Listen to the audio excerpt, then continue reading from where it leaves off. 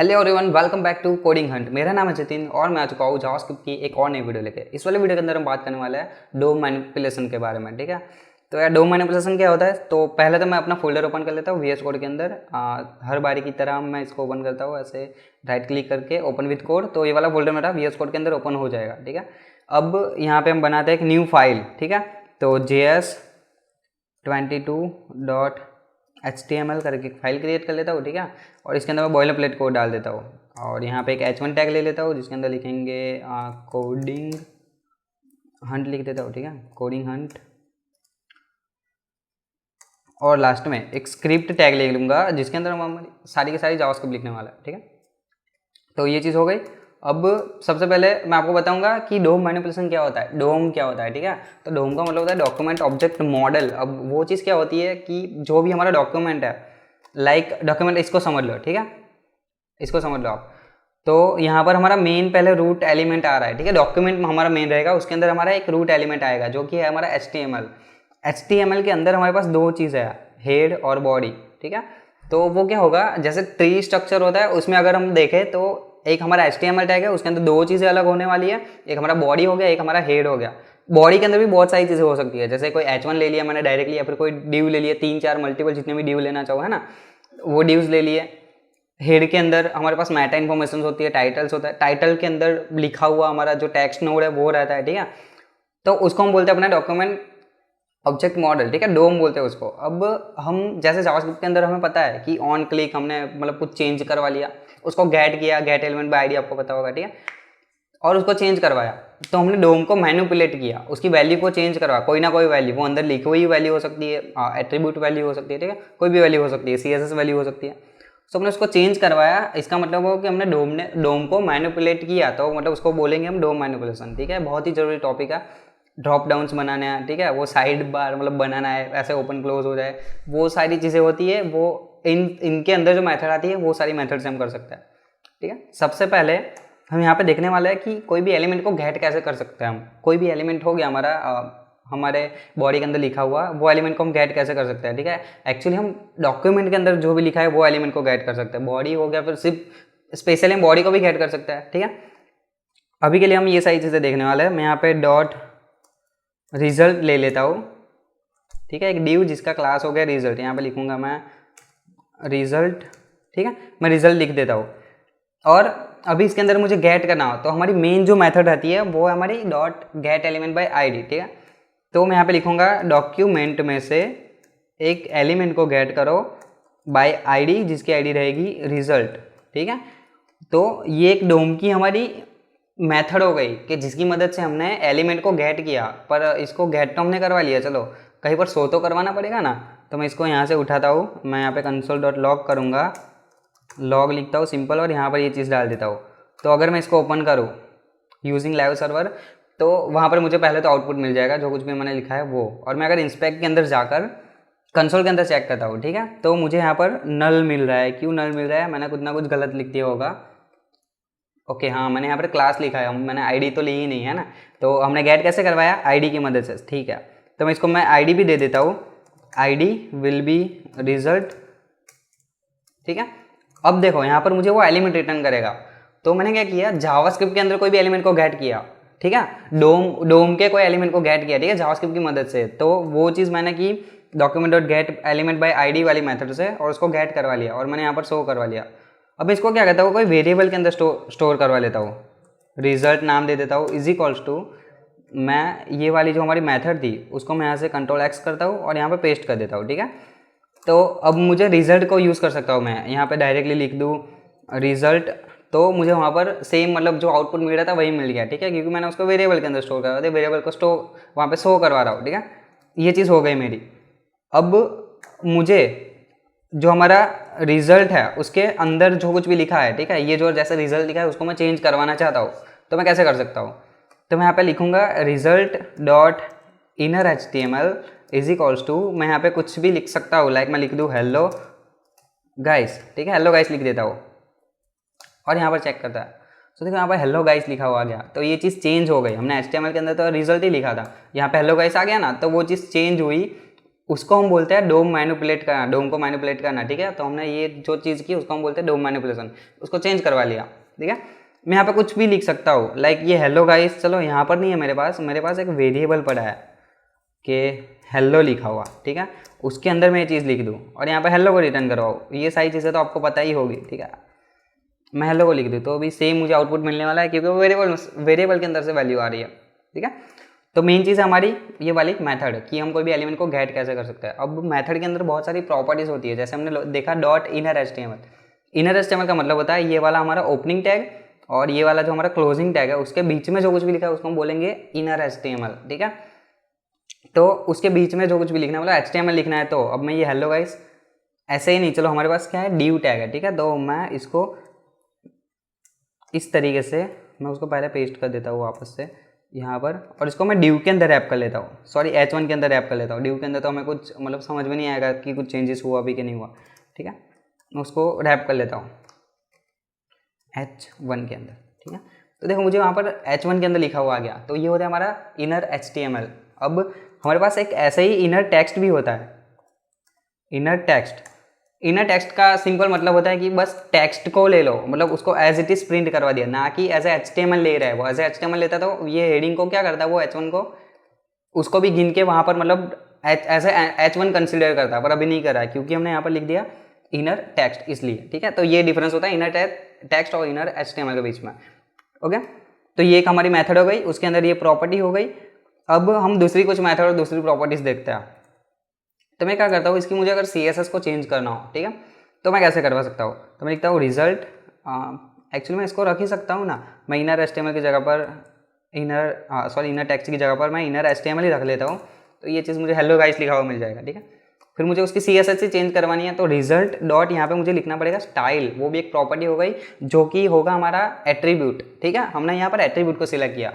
अब स्टाइल की भी बहुत सारी प्रॉपर्टीज होती है, स्टाइल भी एज एक ऑब्जेक्ट समझ लो आप, ठीक है, कि उसके अंदर हमारा कलर होता है, बैकग्राउंड कलर होता है, बॉर्डर होती है, ठीक है।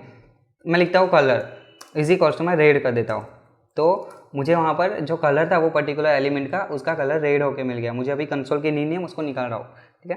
तो देखो यहाँ पर मुझे वो रेड होके मिल गया। तो ये चीज़ हम करवा सकते हैं इसकी मदद से, ठीक है। अगर स्टाइल लिखना है, हाँ, इसमें ध्यान क्या रखना है, मेन चीज़, अब आपने स्टाइल को एक्सेस किया उसका मतलब है कि पूरी की पूरी CSS को एक्सेस कर लिया, बट कुछ चीज़ें आपको ध्यान रखनी नहीं है। जैसे मुझे अगर इसका बैकग्राउंड कलर लगाना हो तो मैं यहाँ पे लिखूँगा बैकग्राउंड, हम ऐसे लिखते थे कलर, राइट, बट यहाँ पर वो माइनस, मतलब उसको हाइफन को हम यूज़ नहीं करा सकते, क्योंकि जावास्क्रिप्ट हमारी एक प्रोग्रामिंग लैंग्वेज है जिसके अंदर माइनस को हम ऐसे कंसिडर करने वाले, ऐसे हम देखने वाला है कि वो ना माइनस कर रहा है कोई वैल्यू को, लाइक 10 - 5 तो 5 आंसर मिलेगा ना। तो हम यहाँ पे रिजल्ट के इनर HTML रिजल्ट के स्टाइल के बैकग्राउंड में से माइनस करें कलर, मतलब ये तो कोई सिंटैक्स ही नहीं हुई, ठीक है। हमें वो एरर थ्रो कर देने वाला है, ठीक है। अगर आपको एरर देखना है तो मैं कंसोल के अंदर दिखा देता हूँ कि एरर आ रही है। तो देखो इनवैलिड लेफ्ट हैंडल, मतलब जो भी सिंटैक्स एरर है, ठीक है, तो वो इस तरीके से वो हमें एरर रिटर्न करेगा। तो यहाँ पर हमें क्या यूज़ करना है, तो हमें यहाँ पर यूज़ करना है लोअर कैमल केस का, लाइक मैं ये C को कैपिटल कर दूंगा और उसके पास में से ही ले लेना है, ठीक है। बैकग्राउंड फिर कलर, वो वर्ड अलग हो गया तो उसको इस तरीके से लिख सकता है, ओके। अब जितने भी वर्ड्स आते हैं, 2 आते हैं, 3 आते हैं, 4 आते हैं, सारे के सारे वर्ड्स को आपको दूसरा रहेगा, मतलब एक वर्ड चेंज होगा उसके बाद आपको कैपिटल वर्ड ले लेना है, ठीक है। और यहाँ पर सजेशन भी शो कर देगा। बैकग्राउंड लिखता हूँ मैं, तो यहाँ पर देखो background attachment, background clip, background colour, background image, background origin, सारी चीज़ें आप डाल सकते हो, ठीक है। इसकी मदद से आप इस तरीके से कर सकते हो। तो मैंने बैकग्राउंड कलर ही अभी लिख देता हूँ, हो गया। आई होप आपको सारी की सारी CSS को एक्सेस करना आ गया होगा, फिर उसकी मदद से आप कुछ भी चेंजेस करवा सकते हो। अब यही, चलो मैं बटन को क्लिक करने पर करना चाहता हूँ, बटन ले लेता हूँ और मैं लिखता हूँ चेंज सिंपल, और यहाँ पे मैं लिख देता हूँ ऑन क्लिक। अगर मैं इस पर क्लिक करूँ तो चेंज नाम का एक फंक्शन रन होना चाहिए, और वो वाले फंक्शन के अंदर हम ये वाली चीज़, ये सारी की सारी चीज़ें डाल देने वाला है। कॉन्स्ट ये हमारा फंक्शन का नाम इज इक्वल टू, मैंने यहाँ पर एरो फंक्शन लिया है, आप नॉर्मल वाला फंक्शन भी ले सकते हो, उससे कोई फर्क नहीं पड़ता, ठीक है। आई होप आपको ये तो समझ में आ गया होगा नॉर्मल फंक्शन क्या होता है और एरो फंक्शन क्या होता है। अगर नहीं आता तो जाके आप अपनी पुरानी वीडियोस देख सकते हो, उसके अंदर सब कुछ हमने मेंशन करके सारी वीडियोस बना के रखी है, ठीक है, जावास्क्रिप्ट के बारे में। सो अब मैं क्या करवा रहा हूँ, बैकग्राउंड कलर जो था वो तभी होना चाहिए जब ये फंक्शन कॉल हो। फंक्शन कॉल कब होगा, जब हम क्लिक कर रहे हैं। तो जैसे ही मैं क्लिक करूँगा तो इसमें बैकग्राउंड कलर लग जाएगा, ठीक है। मल्टीपल चीज़ें भी करा सकते हैं, लाइक मैंने यहाँ पर बैकग्राउंड कलर की जगह पर सिर्फ कलर लिख दिया, उसको मैं कर देता हूँ वाइट, ठीक है। बैकग्राउंड रेड के अंदर वाइट थोड़ा सही लगेगा, हो गया। तो मल्टीपल चीज़ें भी करवा सकते हैं, ये होती है हमारी स्टाइल चेंज करनी, ठीक है। ऐसे ही हम अगर कोई भी एट्रीब्यूट को चेंज करवाना चाहे, लाइक मैं कोई, चलो सोर्स को चेंज करवा देते हैं हम। यहाँ पे एक इमेज टैग ले लूँगा, ओके। मैं जावास्क्रिप्ट के अंदर लिख रहा हूँ, ओके। देखो मैं यहाँ पे img टैग ले रहा हूँ। img के अंदर जो सोर्स है हमारा वो बाय डिफ़ॉल्ट, मैं कोई इमेज लेके आता हूँ, चलो कोई भी इमेज ले लेता हूँ मैं यहाँ से। अगर आप चाहो तो उसको डाउनलोड भी कर सकते हो, चलो मैं डाउनलोड करके ही बता देता हूँ आपको, थोड़ा सा भी कन्फ्यूज़न नहीं रहना चाहिए, ठीक है। सेव इमेज एज कर लेता हूँ। फिर कई लोग सोचेंगे कि भाई ये क्या हो रहा है, मतलब हमारे में तो ऐसा कुछ आ नहीं रहा, अलग ऑप्शन दिखा रहा है, ठीक है। तो वो कन्फ्यूज़न नहीं रहनी चाहिए, मैं उसको डाउनलोड करके ही बताता हूँ, ठीक है। तो यहाँ पे हम जाएंगे अपने डेस्कटॉप पर, ओके। मुझे मेरा डेस्कटॉप कहाँ गया,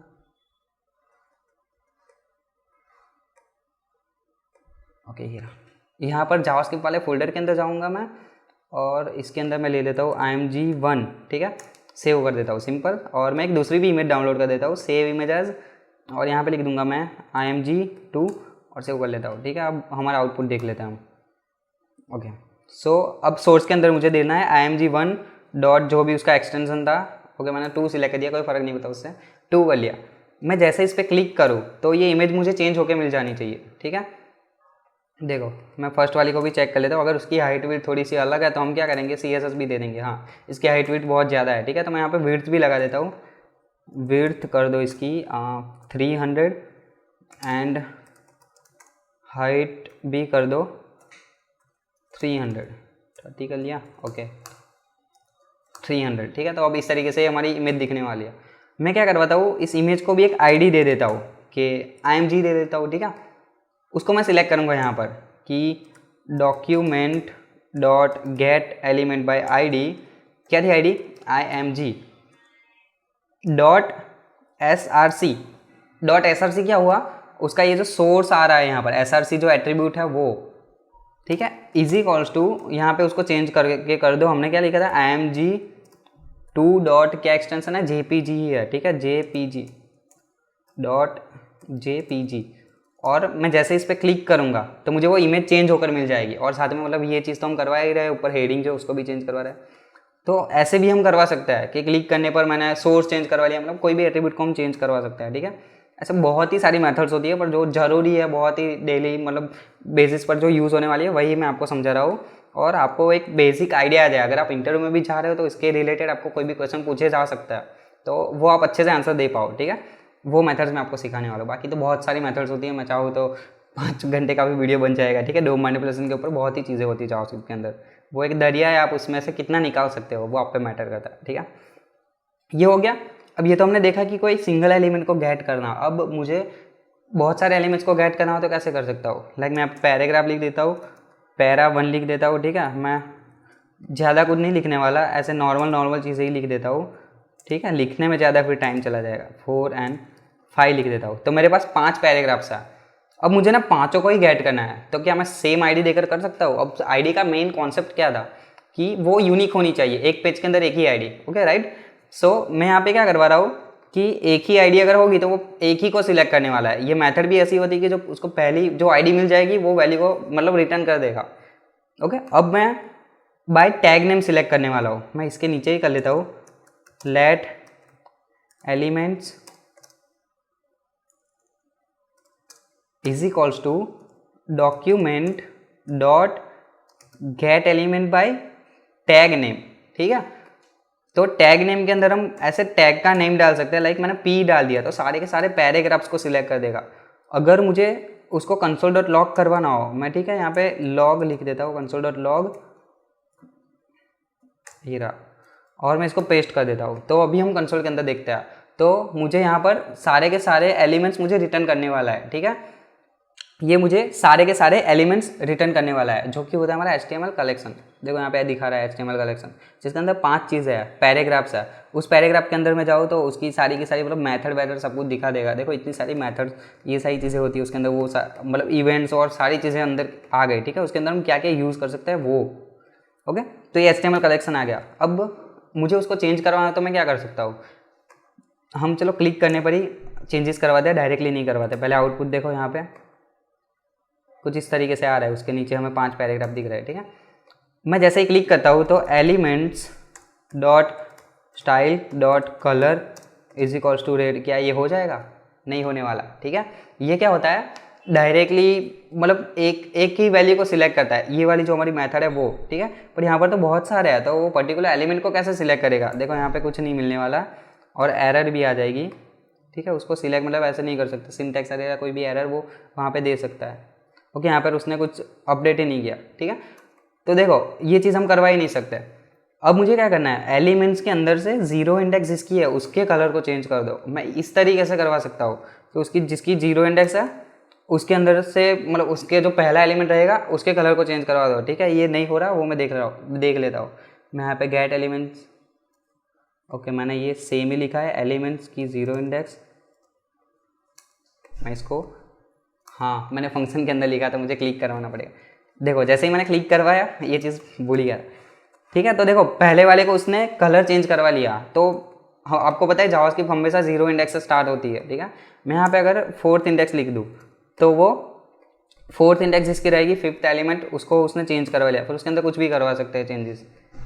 अब इसको मैं लूप में घुमा करता हूँ कि अब मुझे सारे के सारे सभी चीज़ों को करना हो तो मैं यहाँ पे फोर लूप का यूज़ कर लेता हूँ, एकदम सिंपल फोर लूप आपको पता है, ठीक है। आई इज इक्वल्स टू, मैं यहाँ पे लिख देता हूँ 0, then I is less than, हम लिखेंगे एलिमेंट्स डॉट लेंथ, मतलब उसकी जितनी लेंथ है उतनी बार लूप घूमना चाहिए और आई प्लस प्लस हो जाना चाहिए। यहाँ पे हम क्या करेंगे, हाँ ठीक है, इसके अंदर हम क्या करते हैं, एलिमेंट्स की आई इंडेक्स, ठीक है, इसको ज़रा नीचे ला देता हूँ, dot style dot color is equals to, अब मैं रेड कर देता हूँ। तो जैसे ही मैं इस पर क्लिक करूँगा तो मुझे सबके कलर चेंज होके मिल जाएंगे। तो सेम जो भी चेंजेस करवाए सबके अंदर हम करवाना चाहे इस तरीके से करवा सकते हैं, ठीक है। ये हो गया। ऐसे ही एक और मेथड होती है, मतलब बहुत सारी मेथड होती है, पर एक और भी मैं आपको बता देता हूँ जो कि हमारी gate element bye class name. तो यहाँ पे क्लास दे देता हूँ, पी दे देता हूँ, ठीक है, पैरा दे देता हूँ, ठीक है, और इसी क्लास को मैं मल्टीपल जगह पर देने वाला हूँ, ठीक है। यहाँ पर भी दे दिया। एक काम करता हूँ मैं, जो H1 था उसके अंदर भी सेम दे देता हूँ, उसको तो क्लास से ही गेट करना है तो उससे कोई फर्क नहीं पड़ता। और हाँ, इसी को मैं चेंज करवा देता हूँ, gate element bye class name, और यहाँ पर क्लास नेम हम डाल देंगे पैरा, ठीक है।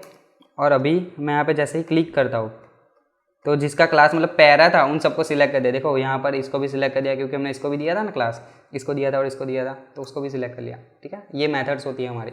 अब एक और बहुत ज़रूरी मेथड, ठीक है, वो बहुत ही काम में आती है, ऐसे नॉर्मली कभी आ जाती है काम में, तो वो है हमारी query selector. Document dot query selector, ठीक है। इसके अंदर अगर मैं पी लिखूँ और यहाँ पर मुझे अब ये सारी चीज़ें लूप घुमाने की ज़रूरत नहीं है, मैं लूप को निकाल ही देता हूँ। और ये क्या रह गया, ओके हाँ, elements dot style dot color is equals to red करवा देता हूँ, ठीक है।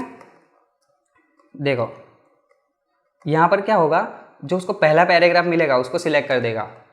तो ये मैंने डायरेक्टली क्वेरी सिलेक्टर के अंदर पी डाल दिया, डॉट पैरा भी लिखूँ मैं, पैरा, ठीक है। तो अगर मैं डॉट से लिख रहा हूँ उसका मतलब है कि वो क्लास को सिलेक्ट करेगा, पर हमेशा पहले को ही सिलेक्ट करेगा, ठीक है। मैं डायरेक्टली आईडी से भी ले सकता हूँ, ठीक है, जिसकी आईडी वो रहेगी उसको सिलेक्ट कर देगा। तो क्वेरी सिलेक्टर क्या होता है, हम उसके अंदर कोई भी चीज़ डाल सकते हैं, मतलब CSS सिलेक्टर डाल सकता है, कोई भी सिलेक्टर डाल सकता है, ठीक है। तो इस तरीके से यूज़ कर सकते हैं। पर एक होता है हमारा क्वेरी सिलेक्टर ऑल भी, उससे पहले मैं पे कंट्रोल Z करके वो फोर लूप वापस ला देता हूँ, उसका हमें यूज़ करना है, ठीक है। इसके अंदर ये आ गया क्वेरी सिलेक्टर ऑल, और यहाँ पर हम डाल देते हैं सिंपल पी टैग, ठीक है। अब आपको पता है कि क्लास से करेंगे तो क्लास से सिलेक्ट होगा, आईडी से करेंगे तो जो चीज़ से करेंगे वो, आईडी वैसे यूज़ ही नहीं करनी है, इसके अंदर बहुत सारे एलिमेंट्स को गेट करना हो। तो फोर लूप डाल दिया मैंने, यहाँ पर सेम सिंटैक्स है सारी की सारी, मतलब कुछ मैंने चेंजेस नहीं करवाया। जैसे ही मैं क्लिक करता हूँ तो सारे पैराग्राफ को सिलेक्ट कर देगा, ठीक है। ये होती है हमारी नोड लिस्ट, मतलब दोनों का नाम अलग है, थोड़ा सा माइनर डिफरेंस होता है HTML कलेक्शन और नोड लिस्ट के बीच में, ठीक है। पर उसको हम इस तरीके से सबको सिलेक्ट करके ऐसे करवा सकते हैं, और नॉर्मली एक को करना है तो उसकी 0 इंडेक्स 1 इंडेक्स जो भी इंडेक्स रहेगी उसको सिलेक्ट करके हम ले सकते हैं। आई होप आपको ये सारी चीज़ें समझ में आ गई, ठीक है। ये होता है हमारा DOM मैनिपुलेशन। तो अगर आपको वीडियो पसंद आया, वीडियो को लाइक करो, चैनल को सब्सक्राइब करो, अपने दोस्तों के साथ में शेयर करो। मिलते हैं नेक्स्ट वीडियो में, तब तक के लिए बाय।